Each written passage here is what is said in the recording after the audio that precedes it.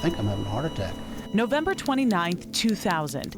Hector Lugo not only had a heart attack, he died. You were just a couple of minutes away from us pronouncing you dead. You were dead for well over 12 minutes. In that 12 minutes, Hector witnessed something otherworldly. Hector says he saw a tunnel, then light, then brilliant colors. It was a vertical river of white, horizontal, gold, going across, and there was domes on the other side, like 3 gold domes. And he heard sounds he had never heard before, the sounds of heaven. He spent months recreating those sounds on his guitar.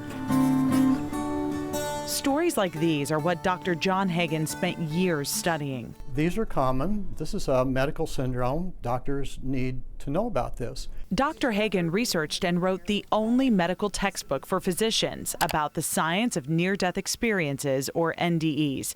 He discovered about 20% of people who have clinically died and been resuscitated have NDEs. But doctors rarely discuss those experiences with the patients.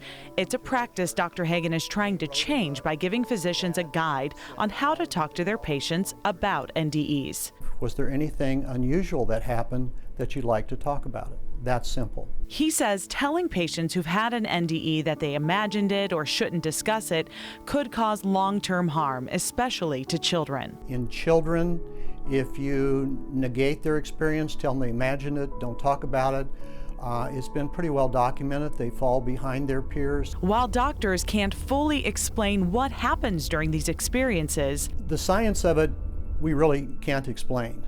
And you know, the essence of science is to be able to reproduce something. And we're never going to be able to do this in a scientific manner. Or why more people who have had NDEs don't suffer long-term physical damage. Surprisingly, they should come back with enormous deficits in a vegetative state.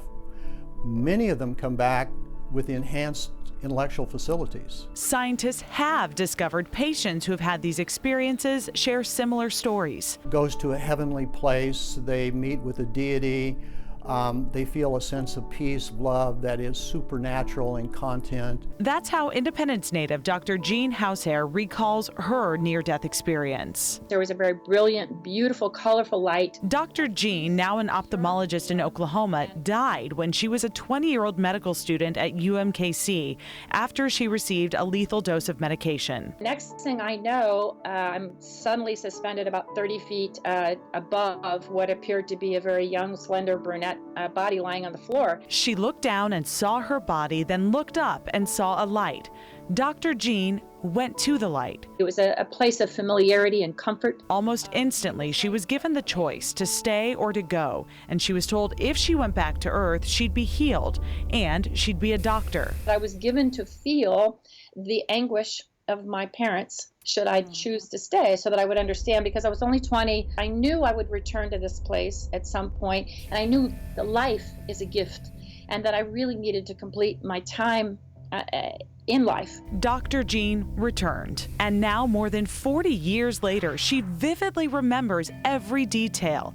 That memory, that experience changed the way she approaches death as a physician. We just need to validate these patients, you know, as this happens. And doctors and scientists, she says, need to continue to study these experiences and the impact they have on patients' lives. The science behind it is important, because if you have one of these, I think for a while you could feel confused if you were a person that had this happen and you didn't have anyone to talk to. My hope is that it's a message of hope for people, because that's really, I think, why this happens, and that we should talk about it. Talking about the amazing experience he had is something Hector Lugo says is now part of his life's purpose. Now I've been passing it on as much as I can. Because he says he wants people to know what comes next is something to look forward to. I do not fear what comes afterwards, no.